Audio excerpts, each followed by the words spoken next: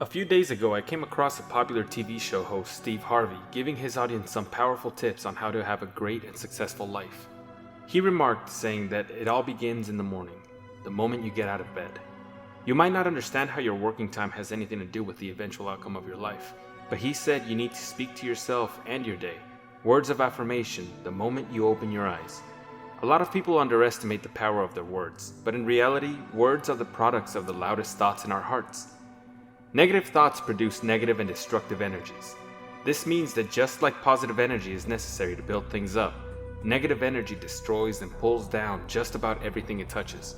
It can destroy a life, career, a marriage, etc.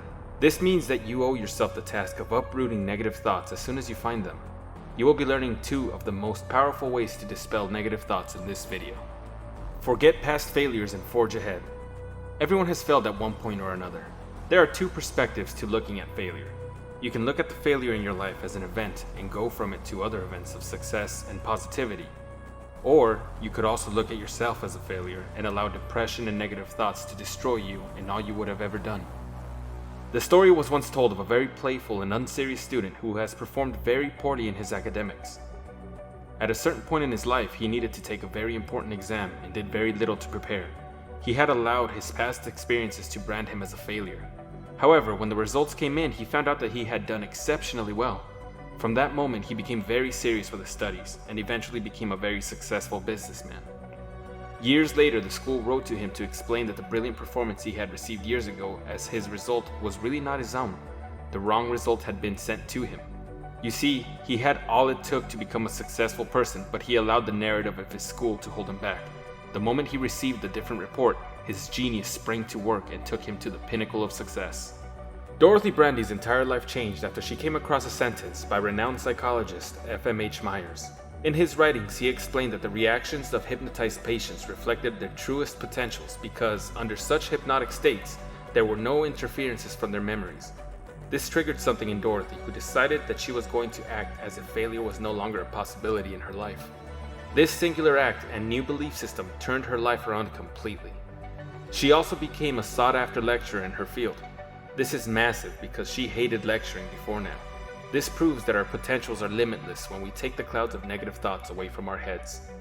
Examine and reevaluate your belief systems. Why do you behave the way that you do? Why do you think the thoughts you think? Every man is the gatekeeper to the residence of his mind. The power to turn back and disallow unwelcome negative citizens, thoughts in this case, is part of your job. Every thought should be subject to your scrutiny. Never allow thoughts to flow into your mind unchallenged. You can take your thoughts captive when they do not allow you to become an improved version of yourself. There is a story of a man by the name of Clarence Darrow, one of the most brilliant attorneys in the early part of the 20th century. One day, as he was about to conclude a mortgage transaction to his house, the wife of the moneylender interrupted and told her husband that Clarence would never make enough money to repay the mortgage. This infuriated him, and he found out that he didn't have to be at the mercy of his current financial state.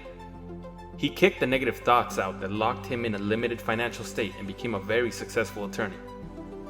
A farmer who had been addicted to smoking left for work one day. After about 2 miles, he discovered he had forgotten his cigarette at home and began to walk back. He soon stopped himself and asked why he had to cover such a long distance just to get his cigarettes.